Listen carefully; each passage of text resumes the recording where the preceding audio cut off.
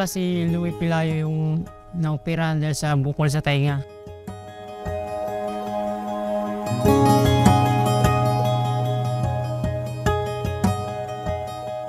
Yung mga magulang ko po ay mangingisda na naghanap buhay sa isla. Naranasan ko dati sa mga kinakain namin sa araw-araw. Minsan tanghali na kumakain kasi nga walang pangbiling ulam, ganyan. Walang po sa laot. Minsan mga tuyo, mantiga, mga ganyan lang po yung ulam. Gipit po talaga. Kahit minsan naisip ko rin po yan na parang pabigat yun naman. Kasi mayroon akong bukol dati. Nandiyan sila sa taon ko, sa tabi ko pa lang eh. Pag sa ospital, sumasama sila.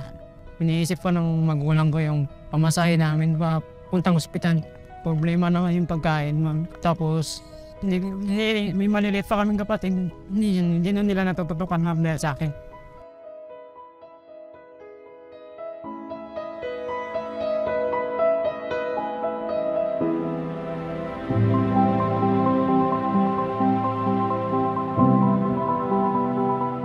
Ako po si Melody Hines, nakatira po ng Malis, Brooks Point. Ang aming kabuhayan po, nagtatanim lang po sa paligid sa bahay. Yan po. Kasama ko po yung aking asawa. Araw-araw na pagtatanim, magpapainit ka. O, tapos pag mahirap din po, kung halimbawa napiste ang gulay mo. Ang hirap ng ang hirap po hanapin na may wala po yung pananim mo, hindi pa masyadong kumikita. Ganun. Kasi sa Similia pa mahal na. Naka 3,000 na pinakit sa Similia. Ito, saan namin kukunin yun? Hiram na naman kami. Meron po ako dati malaking bukol sa liig. Dito po, talaga, malaki talaga siya. As in, malaki talaga, ma'am. Asawa ko, hindi ako makatulong sa kanya. Siyempre, kung siya na lang lahat, ma'am, pagod din. Tapos sa loob ng bahay, hindi na ako makatago kasi ganyan nga po. Kunting hingalin ako. Tapos nahihilo. Wala po akong magawa. In Barangay Rio Tuba, Bataraza, Palawan, much like in other parts of the Philippines, many individuals suffer the same fate. Some reaching old age without even seeing a doctor their entire life. It was in the year 1991 when the medical mission was started here in Rio Tuba. The health services at that time not so good because considering that Bataraza was only then a fourth-class municipality and there is no much access to medical care. Rio Tuba has population is only about 5,000 or more. Kukunti lang ang mga kabahayan dito sa Macadambrog and the economic activities is just starting. The transport before was by way of a lunch boat from Brooks Point going to Rio Tuba. It takes about 4 to 5 hours. During the first medical surgical mission, we don't know what to expect. We started as a small group, probably just around 8 of us because the plane that was provided for us by the nickel mining company, the Cessna, is just an 8-seater and it can only accommodate 8 passengers. I was selected by Dr. Baron to be his anesthesiologist, and Dr. Baron was our only main surgeon, and we were accompanied by several allied medical persons who assisted us in our medical surgical mission. The first medical surgical mission supported by Rio Tuba Nickel Mining Corporation was a success and it continued for years. Later on, Coral Bay Nickel Corporation, under the helm of Takanori Fujimura, joined this humanitarian act, which touched the lives of not just the patients, but even those who silently worked in and out of the operating room. Noong 1991, kagagraduate ko lang ng nursing sa Chinese General Hospital sa Manila. Nung dito na ako, hindi ko naman akalain na magiging kaedad ko pala ang medical mission until now. Basically, nandun na yung makatutulong ka in line with what you have studied. Pero something came along yung calling. It's a life-transforming experience. With time is a very crucial, very sensitive.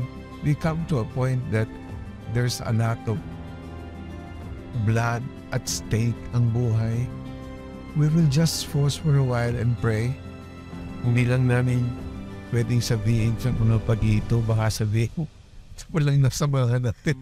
Mystical doctor. Pero salamat pa rin. Grabe. Magbibigay ako ng kwento. Hindi naman ganun kahaba, din mo clear. May isang bata, meron siyang kakaibang sakit. Ang alam lang ng doktor kung paano buhayin yung bata is bigyan siya ng dugo.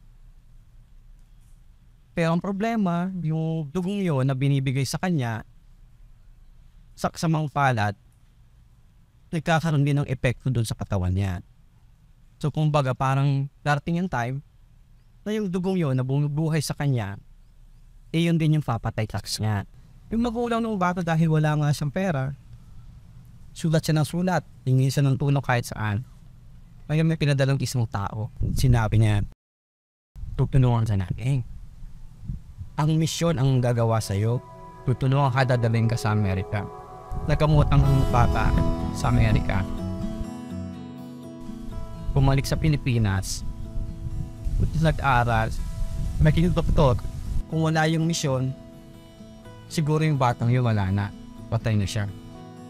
For almost 3 decades, the surgical mission served over 12,000 indigent patients from the municipalities of Bataraza, Balabac, Rizal, Quezon, Brooks Point, Sofronia Española, and adjacent municipalities such as Nara, Aborlan, Taytay, and even the city of Puerto Princesa and Northern Palawan. Yung secret na kung bakit naging successful at naging parang sustainable yung program nila. Actually dahil sa 3 tao na to Parang hindi mo pwedeng tanggalin yung isa sa kanila.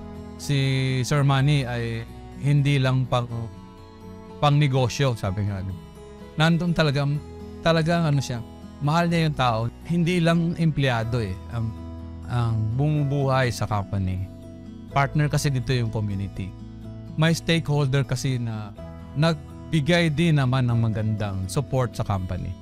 So si Mr. Zamora talagang binabalik niya yon. Kaya itong mission na to, hindi ako magtataka na hindi gagawin ito ni Mr. Zamora. Before we came here, I was told we were already doing mission somewhere else. My first mission actually was in Puerto Princesa. That's why this place is very special to me. You know Condorana? Same group, Condorana is a high school student who would tour. They would come to the United States and then we sponsored them in the United States for 20 years. One of the children was the son of Manny, Dennis. So naman niya, we were rented a big place for them. Nung practice sila, yung technician doon, sinisigawan sila na huwag gamitin yung mga gamit, yung mga microphone.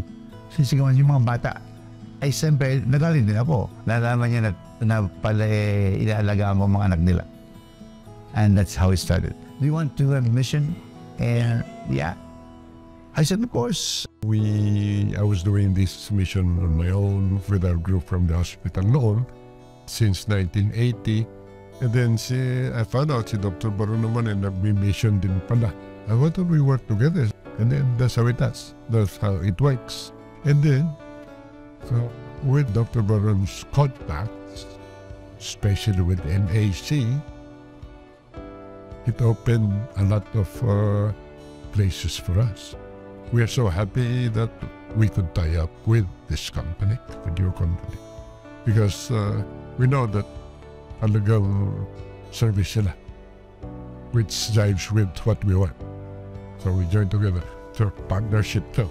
Manny has been doing so many things, people don't know it. If there's a difficult case here that I could not do, I would just tell him, we want to bring this guy to the Philippines and to Manila to be operated. He never said no. Because there's a need. But if the time will come na ang gobyerno natin ay kaya na ng tustusan yung ganong need, titingin namin.